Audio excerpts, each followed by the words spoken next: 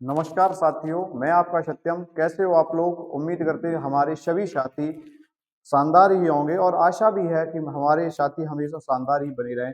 आप सभी का स्वागत करते हैं हम अपने परिवार पर, सक्सेस पॉइंट गुरुकुल पर। और आइए आपके लिए बहुत ही शानदार और बेहतरीन हम क्लास लेके आए हैं जिसका नाम है ब्राह्म चिन्ह। ठीक है, क्या समझेंगे? ब्राह्म चिन्ह। ब्राह्म चिन्ह को इंग्लिश में हम बोलते हैं पंचुएशन। क्या बोलते हैं मेरे साथी? पंचुएशन। ब्राह्म चिन्ह होता क्या है? सबसे पहले जानेंगे कि ब्राह्म चिन्ह का अर्थ क्या होता है। ठीक है, तो आइए जुड़ते हैं हमारे साथ और ब्राह्म चिन्ह का आनंद लेते हैं। क्या पढ़ाएंगे? ब्राह्म चिन्ह। ब्राह्म चिन्ह। अब हम ये समझेंगे कि साथी ब्राह्म चिन्ह का अर्थ क्या होता है। ब्राह्म चिन्ह का मतलब ही होता है मेरे दोस्त रुकना, रुकना या ठहराव। ब्राह्म चिन्ह को क्या बोलते हैं मेरे साथी? रुकना या ठहराव। तो ब्राह्म चिन्ह का अर्थ होता है, यहां लिखेंगे साथी, ब्राह्म चिन्ह का अर्थ होता है, अर्थ होता है, होता है रुकना या ठहराव। क्या होता मेरे साथी? रुकना या ठहराव। यानी कि मेरे साथी आप समझे कि ब्राह्म चिन्ह का मतलब ही हो गया रुकना या ठहराव। क्या हुआ साथी? रुकना या ठहराव। अब हम समझते हैं कि ब्राह्म चिन्ह का मतलब तो हो गया रुकना और ठहराव। जानेंगे कैसे यहाँ ब्राह्म चिन्ह कौन सा लगेगा, कौन सा नहीं लगेगा? तो सबसे पहले तो हम जानते हैं, देखो सभी से अपने अपने कवियों ने अपने अपने मत दिए हैं। तो सबसे पहले हम जानते हैं श्री कामता प्रसाद गुरु के अनुसार ब्राह्म चिन्हों की संख्या। किसके अनुसार? श्री कामता प्रसाद गुरु के अनुसार। तो लिखेंगे श्री कामता प्रसाद गुरु, श्री कामता प्रसाद गुरु के अनुसार, कामता प्रसाद गुरु के अनुसार, गुरु के अनुसार ब्राह्म चिन्हों की संख्या, ब्राह्म चिन्हों की संख्या, ब्राह्म चिन्हों की संख्या 20 बताई गई है। कितनी बताई गई मेरे साथी? 20 बताई गई है। ब्राह्म चिन्हों की संख्या 20 बताई गई है, 20 बताई गई।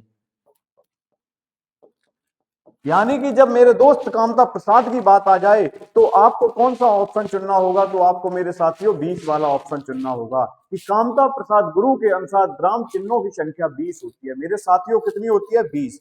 लेकिन कामता प्रसाद गुरु ने एक तथ्य भी बोला था कि पूर्ण ब्राह्म को छोड़कर बाकी वो जितने भी ब्राह्म चिन्ह है वो सभी अंग्रेजी के मानते हैं। मेरे साथियों किसके? अंग्रेजी के। कि कामता प्रसाद गुरु केवल पूर्ण ब्राह्म को छोड़ करके बाकी सभी उन्होंने किस श्रेणी में रखे मेरे साथियों? अंग्रेजी की श्रेणी में रखे। किसमें? अंग्रेजी की श्रेणी में रखे।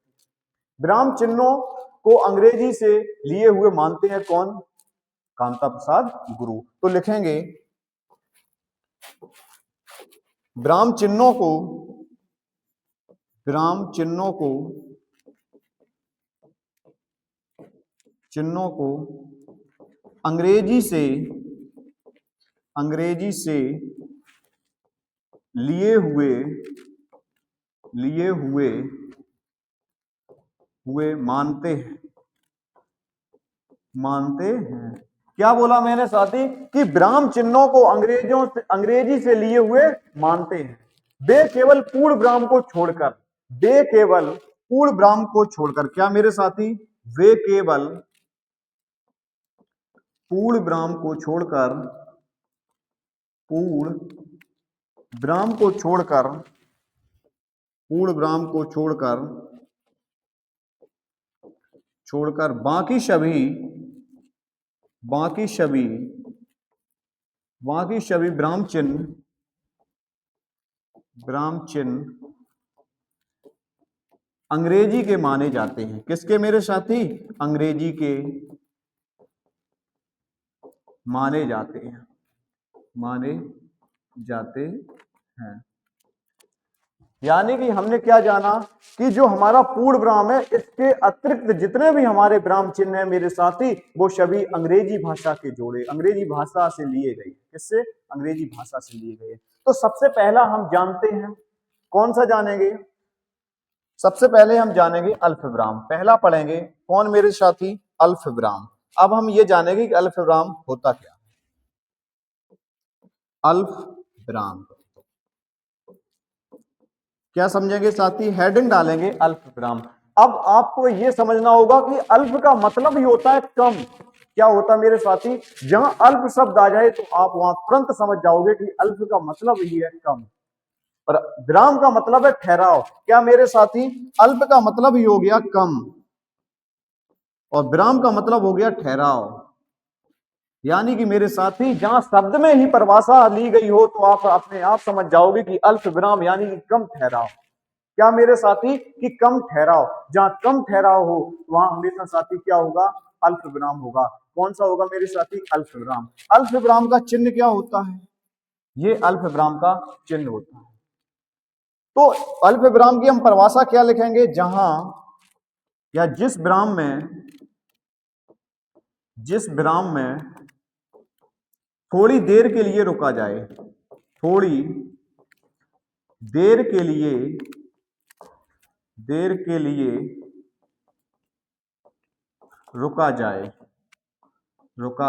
जाए। यानी कि जिस विराम में थोड़ी देर के लिए विराम में किया जाए या रुका जाए वहां मेरे साथियों अल्प विराम होता है। कौन होता है? अल्प विराम होता है। थोड़ी देर के लिए रुका जाए वहां पर हमेशा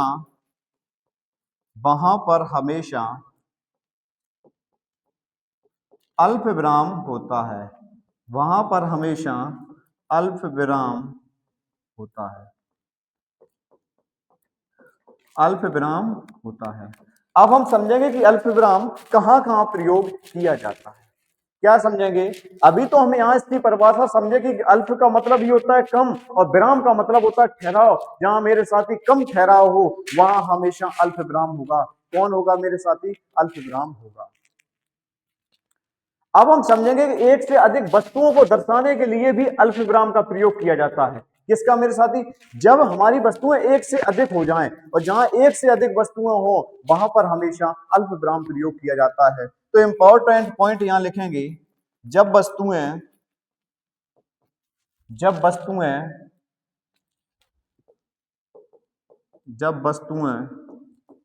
या वस्तुएं एक से अधिक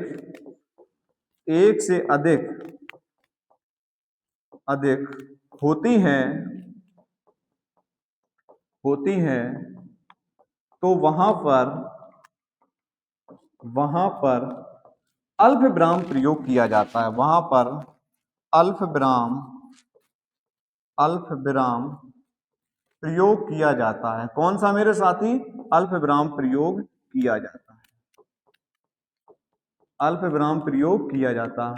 क्या समझे हम साथी? जब मेरे शब्द एक से अधिक हों, एक से अधिक की श्रेणी में आएंगे तो साथी हमेशा वहां अल्प विराम का प्रयोग किया जाएगा। किसका किया जाएगा? अल्प विराम का प्रयोग किया जाएगा। अब हम समझेंगे कि छंदों में एक चरण की समाप्ति पर भी अल्प विराम का प्रयोग होता है। जब हम छंद पढ़ते हैं उसमें एक पंक्ति हमारी समाप्त होती है तो वहां किसका प्रयोग होता है? अल्प विराम। किसका मेरे साथी? अल्प विराम का। किसका? अल्प विराम का। यानी कि लिखेंगे छंदों में नोट पॉइंट लिखेंगे, छंदों में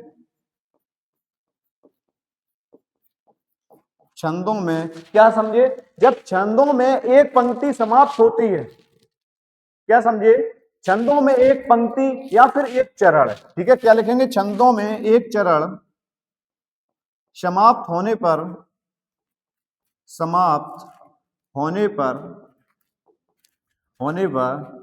अल्प विराम का प्रयोग होता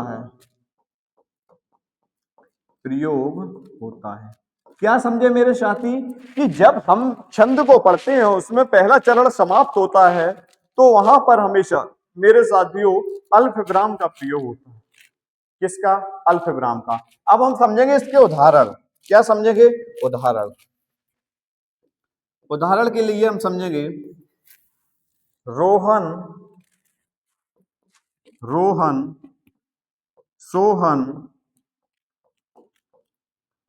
कॉमा गगन। ये कॉमा नहीं है, यही अल्प विराम है। रोहन, सोहन, गगन, मगन, पवन आदि।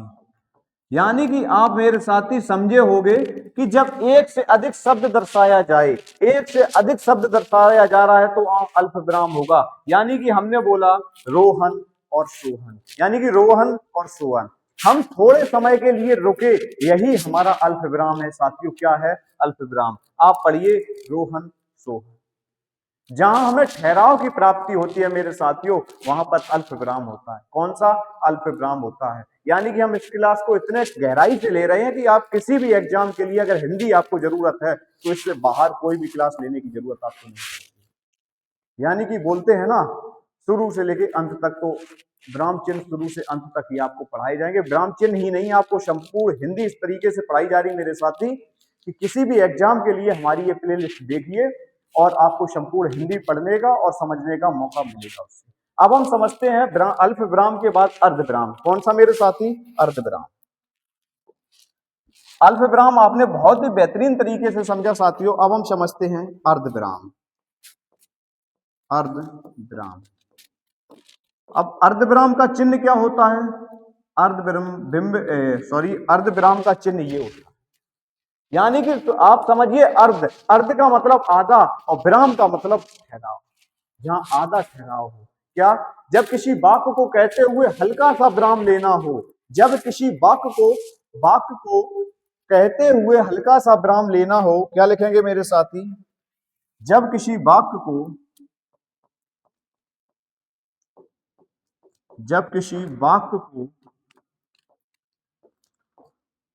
कहते हुए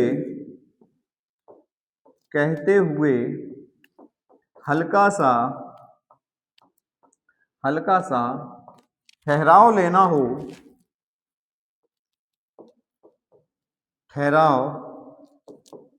हो तो वहां पर हमेशा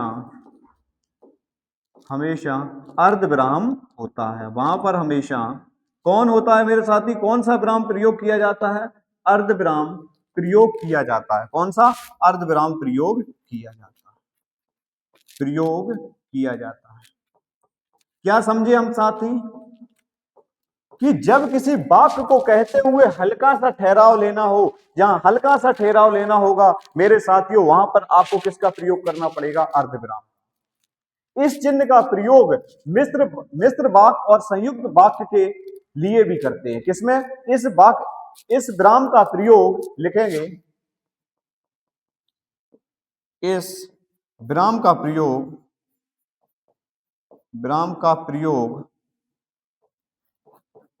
मिश्र वाक्य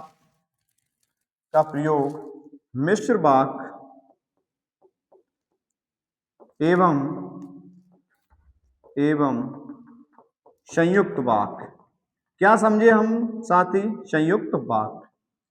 यानी कि इस विराम का प्रयोग मिश्र वाक्य और संयुक्त वाक्य के जो विरोध प्रकट होता है, मिश्र वाक्य और संयुक्त वाक्य में जो विरोधाभास प्रकट होता है, उसे विरोधाभास प्रकट होता है, वहां पे किसका प्रयोग होता है मेरे साथी? अर्ध विराम का। किसका? अर्ध विराम का। तो हमने क्या लिखा? इस विराम का प्रयोग मिश्र वाक्य एवं संयुक्त वाक्य के विरोधाभास, यानी कि विरोध में प्रयोग होता है। विरोध में प्रयोग होता है। किसमें साथी? मिश्र और संयुक्त वाक्य में। ठीक है, में प्रयोग होता है। अब हम इसके उदाहरण समझते हैं। क्या समझेंगे मेरे साथी? उदाहरण किसके? अर्ध विराम के। आपने समझा जब किसी वाक्य को कहते हुए हल्का सा ठहराव लेना हो, जहां हल्का सा ठहराव लेना होगा मेरे साथियों, तो आपको बताना पड़ेगा वहां हमेशा अर्ध विराम का प्रयोग होगा। किसका होगा? अर्ध विराम का होगा। अब उदाहरण के लिए हम लिखेंगे परीक्षा कठिन थी। क्या लिखेंगे दोस्तों? परीक्षा कठिन थी। उदाहरण लिखेंगे परीक्षा कठिन थी।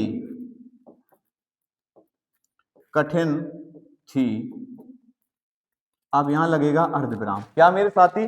परीक्षा कठिन थी, फिर भी उसने अच्छे अंक प्राप्त किए। यानी कि परीक्षा कठिन थी, अर्ध विराम के लिए थोड़े देर के लिए हमने क्या लिया? ठहराव।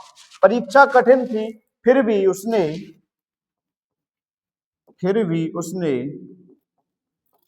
उसने अच्छे अंक प्राप्त किए। फिर भी उसने अच्छे अंक अच्छे अंक प्राप्त किए। क्या समझे साथी कि जहां थोड़ी देर के लिए ठहराव हमें मिलता है वहां पर हमेशा अर्धविराम होता है। जैसे परीक्षा कठिन थी, ये परीक्षा कठिन थी, ये क्या है, अर्धविराम को दर्शा रहा मेरे साथियों। किसको दर्शा रहा, अर्धविराम। किसको, अर्धविराम। अब उदाहरण के लिए हमने और भी उदाहरण लेते हैं। पैसा कमाना सरल है, पैसा कमाना सरल है, पैसा कमाना सरल, और इसमें अब हम किसका प्रयोग करेंगे, अर्धविराम का। क्या, पैसा कमाना सरल है किंतु संभालना मुश्किल है। क्या लिखेंगे, पैसा कमाना सरल है किंतु संभालना कठिन है, संभालना कठिन है, कठिन है। यानी कि मेरे साथियों आप क्या समझे, जहां थोड़ी देर के लिए ठहराव आपको लेना पड़े वहां पर हमेशा अर्धविराम का प्रयोग होता है। किसका होता है मेरे साथी, अर्धविराम का। अब हम समझेंगे पूर्ण विराम। ठीक है, पहला हमारा हो गया था अल्पविराम, दूसरा हमारा हो गया अर्धविराम। अब तीसरा हम पढ़ेंगे मेरे साथियों, कौन सा पढ़ेंगे, पूर्ण विराम। तो आइए जानते हैं पूर्ण विराम क्या होता है। तीसरा कौन सा पढ़ेंगे, पूर्ण विराम। अब पूर्ण विराम क्या होता है, आप नाम से ही समझे होगे, पूर्ण यानी कि वाक्य हमारा पूर्ण होने पर उसके अंतिम में लगता है, यानी कि वाक्य के समाप्ति पर प्रयोग किया जाता है किसका, पूर्ण विराम का। जब हम बोलते समय वाक्य की समाप्ति पर रुकते हैं तो वहां पर हमेशा पूर्ण विराम का प्रयोग होता है। तो हम क्या लिखेंगे, जब हम वाक्य के या वाक्य को बोलते समय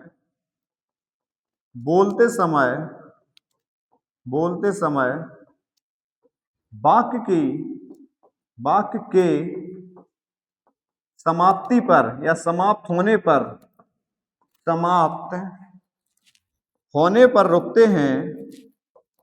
पर रुकते हैं तो वहां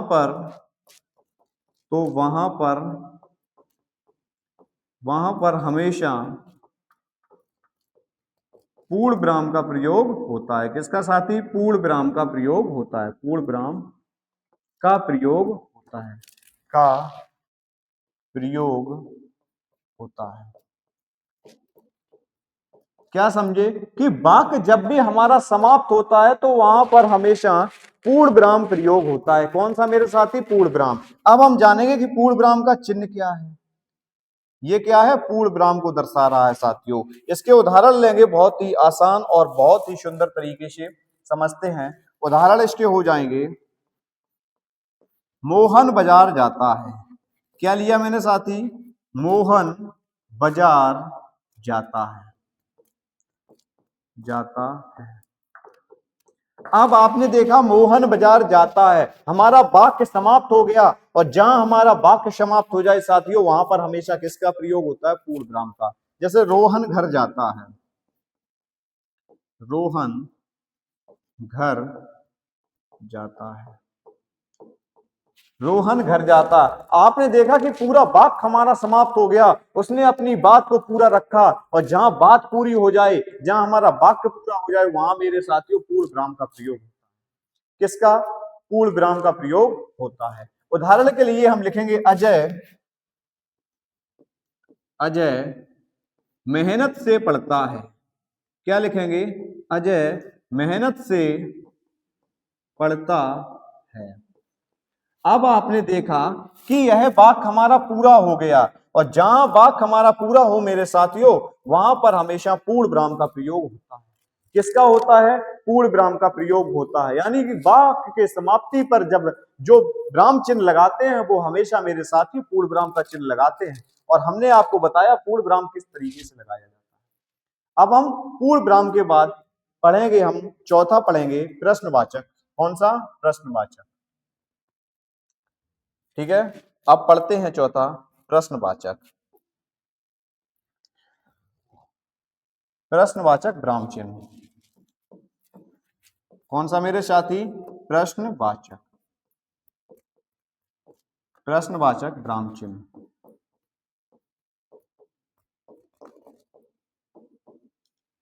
अब प्रश्नवाचक विराम चिन्ह क्या होता है मेरे साथ?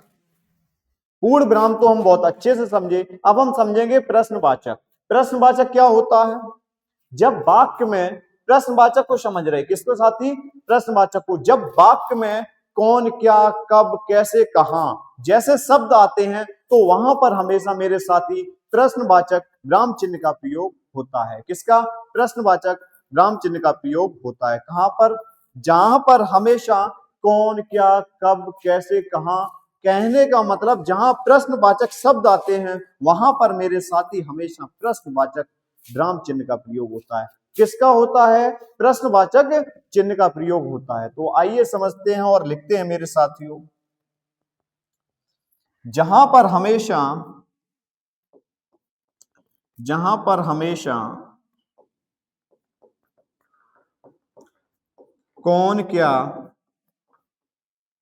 कौन, क्या, कब,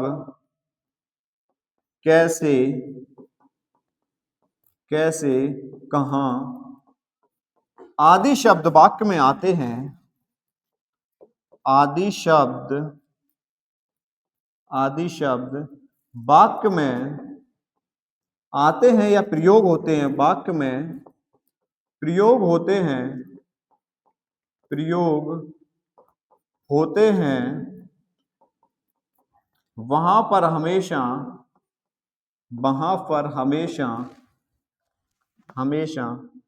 प्रश्नवाचक वाक्य होता है। प्रश्नवाचक हमेशा प्रश्नवाचक विराम चिन्ह का प्रयोग करते हैं। किसका? प्रश्नवाचक विराम चिन्ह का प्रयोग करते हैं। यानी कि मेरे साथी आप बहुत अच्छे से समझे होंगे, जहां प्रश्नवाचक शब्द आ जाएं वहां पर हमेशा प्रश्नवाचक विराम चिन्ह का प्रयोग किया जाता है। किसका? प्रश्नवाचक विराम चिन्ह का प्रयोग किया जाता है। अब उदाहरण के लिए हम बहुत ही अच्छे उदाहरण समझने की कोशिश करेंगे और बहुत ही बेहतरीन तरीके से आपको समझाएंगे। उदाहरण के लिए हमने लिया है उदाहरण पहला, सोहन कहाँ जाता है? सोहन कहाँ जाता है? क्या लिखा है मैंने साथी? सोहन कहाँ जाता है। प्रश्नवाचक विराम चिन्ह का प्रयोग मेरे साथी ये होता है। अब हमने समझा कि सोहन कहाँ जाता है। अब आपने देखा ये कहाँ शब्द क्या है? प्रश्नवाचक शब्द है। और जब प्रश्नवाचक शब्द आए मेरे साथियों तो वहां पर हमेशा किसका प्रयोग होगा? किसका होगा? प्रश्नवाचक विराम चिन्ह का होगा मेरे साथियों। जैसे हम लिखेंगे मीराबाई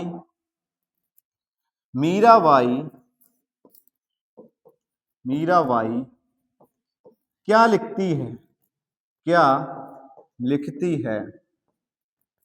क्या लिखती है? लिखेंगे सूर्य कुमार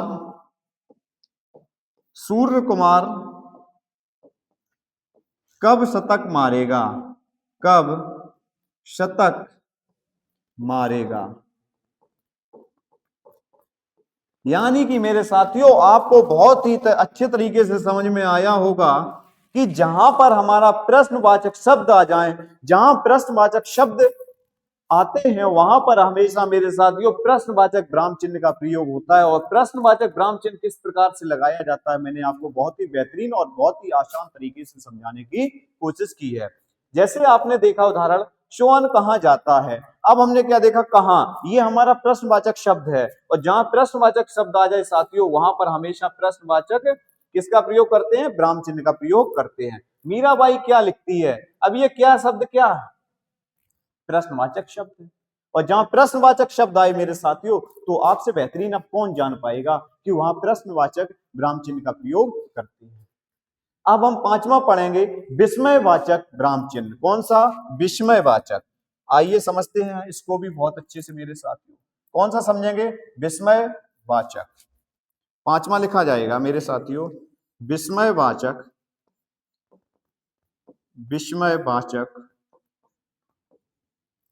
विराम चिन्ह। कौन सा मेरे साथी? विस्मयवाचक विराम चिन्ह। अब जानेंगे कि विस्मयवाचक होता क्या है। यानी कि अभी आपने क्या कहा, प्रश्नवाचक विराम चिन्ह को तो हमने समझा, अब हम समझेंगे कि कौन सा? विस्मयवाचक। अब विस्मयवाचक होता क्या है?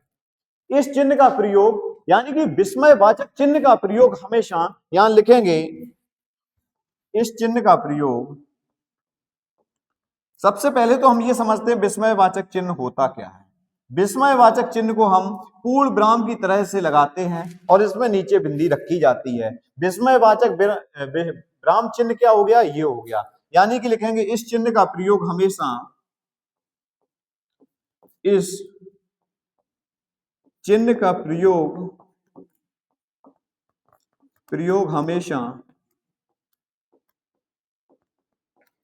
हमेशा घृणा, क्या? इस चिन्ह का प्रयोग हमेशा घृणा, खुशी, उल्लास या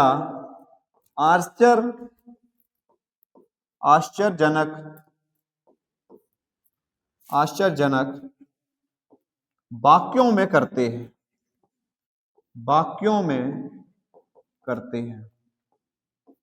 करते हैं।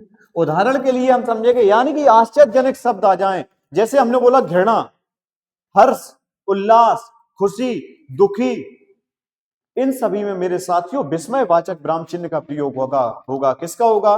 विस्मयवाचक विराम चिन्ह का प्रयोग होगा। उदाहरण के लिए समझेंगे मेरे साथियों, उदाहरण लेंगे बहुत ही बेहतरीन।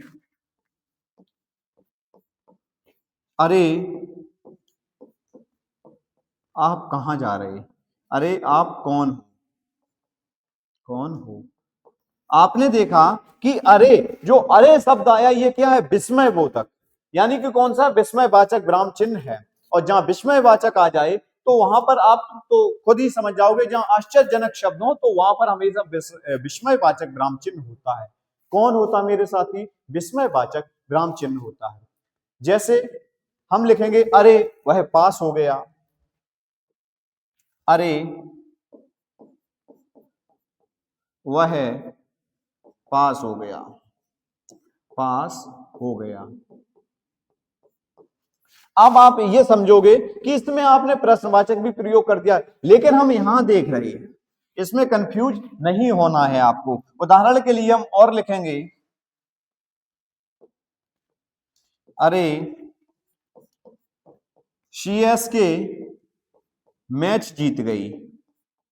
यानी कि आपने देखा सीएसके मैच जीत गई तो आपको एक आश्चर्य हुआ, और जहां आश्चर्य की अनुभूति करा दे मेरे साथी, जो विराम चिन्ह आश्चर्य की अनुभूति कराए वो हमेशा विस्मयवाचक विराम चिन्ह होता है। कौन होता है मेरे साथी?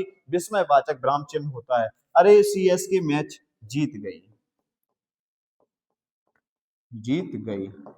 इसमें किसकी अनुभूति हुई मेरे साथी? विस्मय, यानी कि आश्चर्य सा हुआ, और जहां आश्चर्य सा हो वहां पर हमेशा क्या होता है? विस्मयवाचक विराम चिन्ह होता है। कौन सा होता है मेरे साथी? विस्मयवाचक विराम चिन्ह होता है। अब हम समझेंगे निर्देशक चिन्ह। कौन सा मेरे साथी? निर्देशक चिन्ह। छठवां हमारा होगा निर्देशक चिन्ह।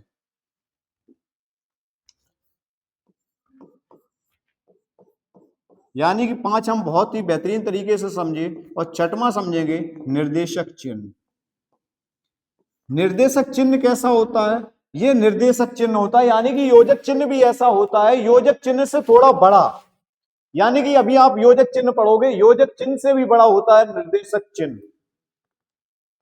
ठीक है, अब हम समझेंगे निर्देशक चिन्ह की परिभाषा क्या है। जब किसी व्यक्ति द्वारा कहे गए कथन को व्यक्त किया जाए या संक्षेप में किया जाए, क्या लिखेंगे? जब किसी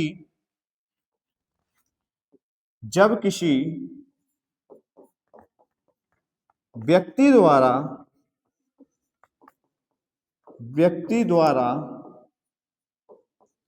कहे गए कथन को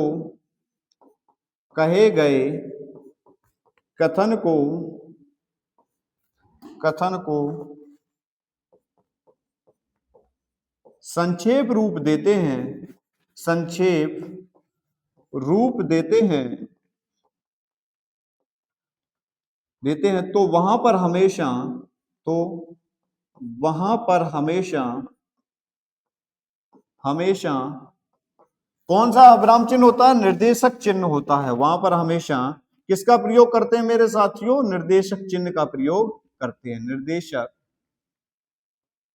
चिन्ह का प्रयोग करते हैं, प्रयोग करते हैं। यानी कि मेरे साथी आप समझे होंगे, जब किसी व्यक्ति द्वारा कहे गए कथन को उसको संक्षेप रूप देना, संक्षेप रूप देना ही निर्देशक चिन्ह कहलाता है। यानी कि संक्षेप में जब मेरी बात को व्यक्त किया जाएगा तो वहां पर मेरे साथियों हमेशा निर्देशक चिन्ह का प्रयोग किया जाएगा। कौन से विराम चिन्ह का प्रयोग किया जाएगा साथियों? निर्देशक विराम चिन्ह का प्रयोग किया जाएगा। जैसे हमने बोला मेरी, क्या बोला हमने साथी? मेरी पसंदीदा, मेरी पसंदीदा पुस्तक। अब हमने क्या बोला? किसी का कथन व्यक्त किया जाए, मेरी पसंदीदा पुस्तक। अब हमने किसका प्रयोग किया? निर्देशक विराम चिन्ह का। तो हम लिखेंगे मेरी पसंदीदा पुस्तक, जैसे हमने बोला महाभारत ग्रंथ है ये, रामायण,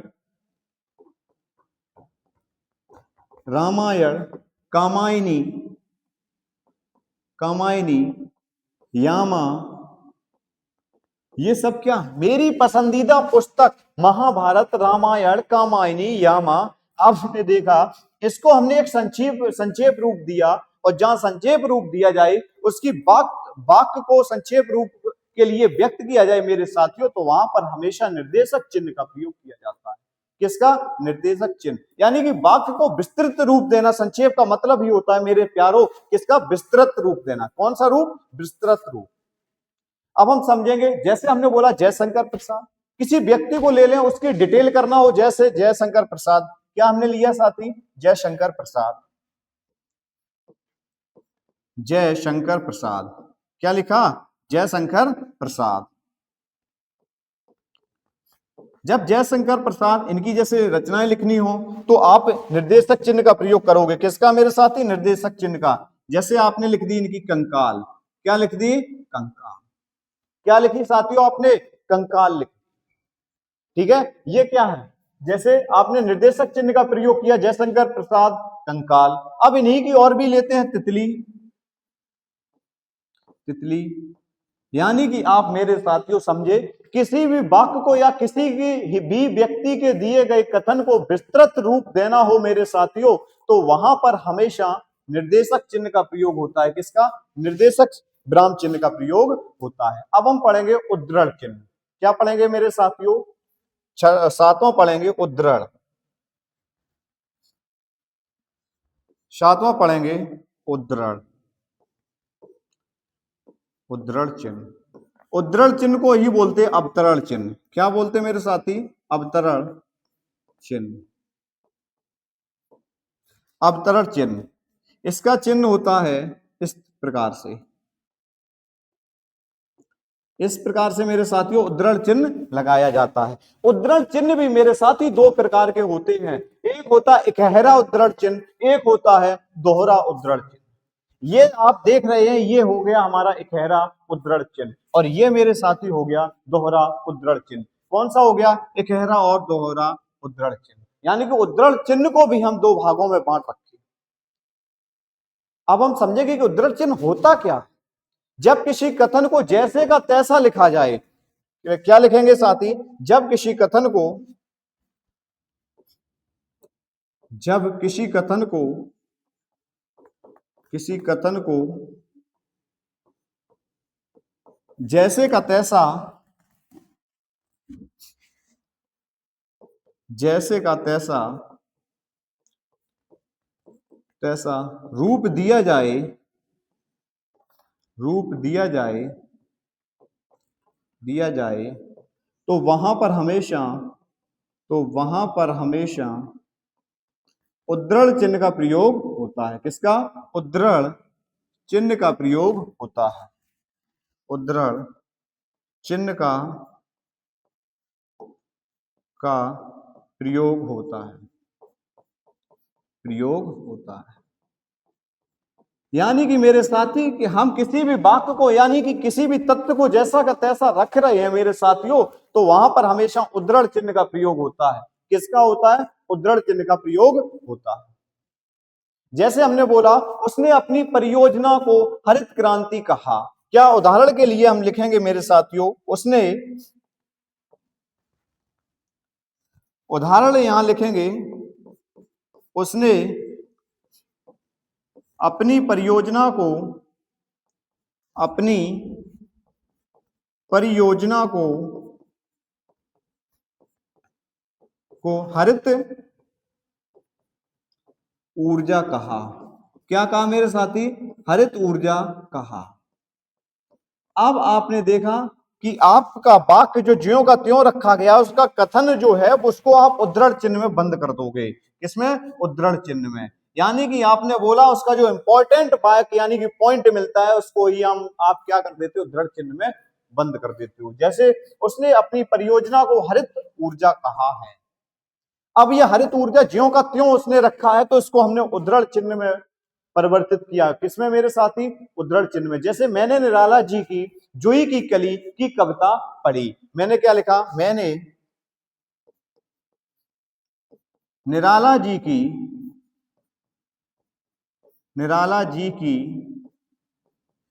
जूही की कली,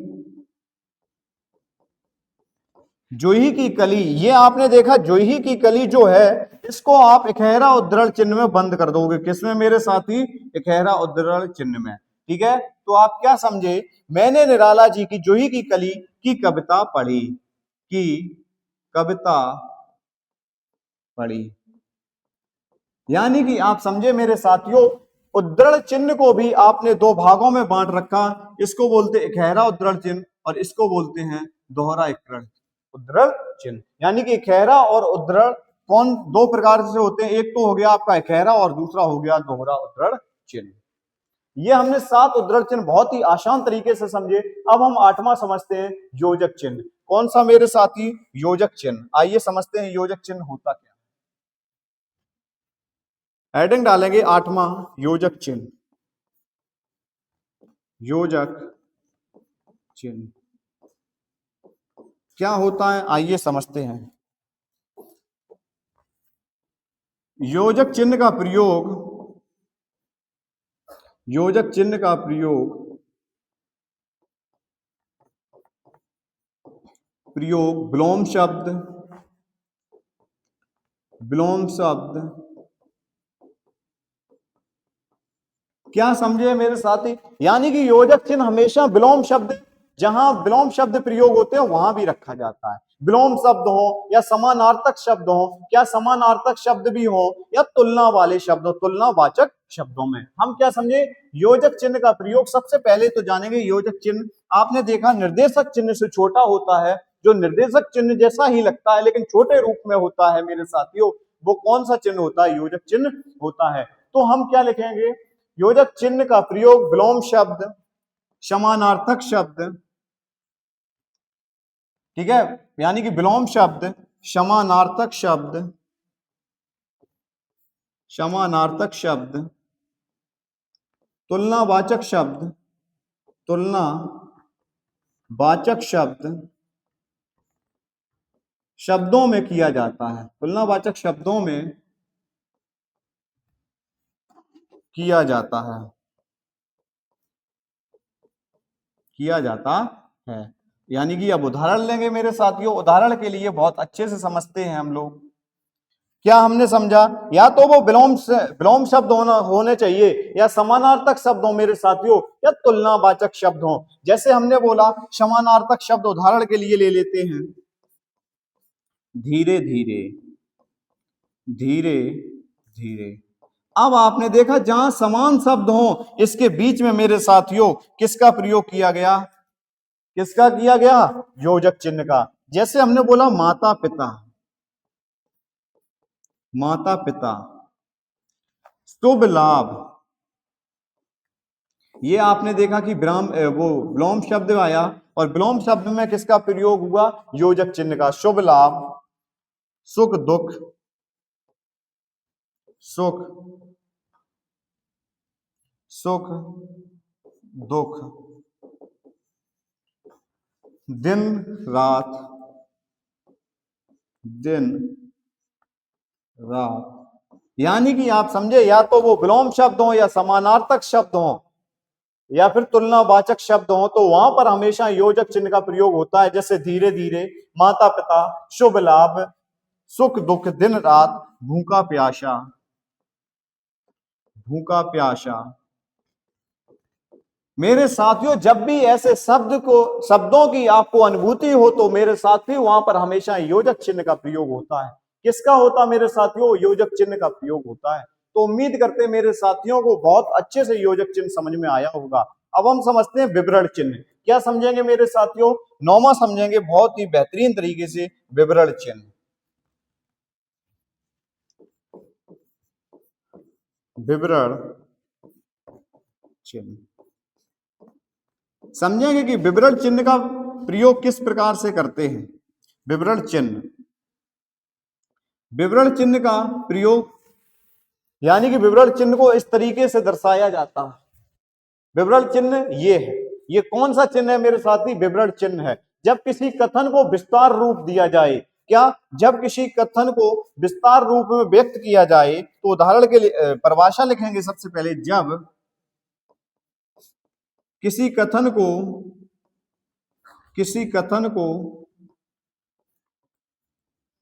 विस्तार रूप में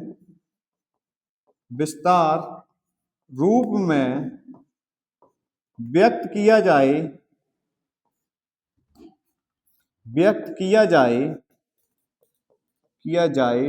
वहां पर हमेशा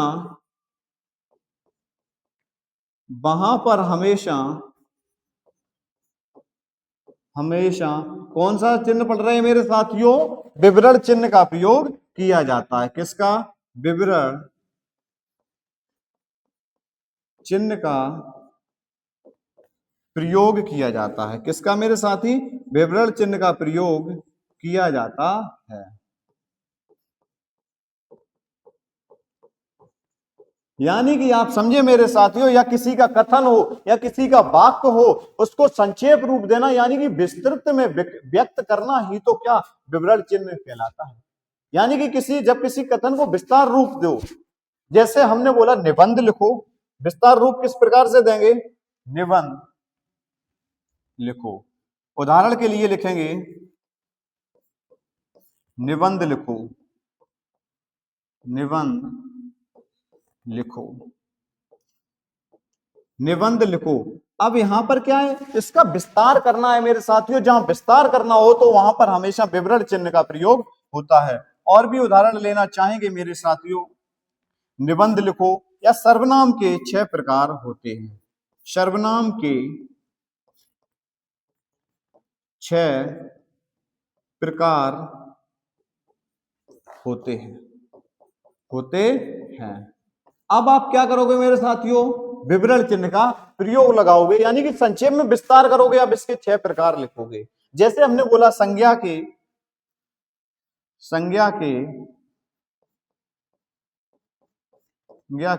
5 प्रकार होते हैं।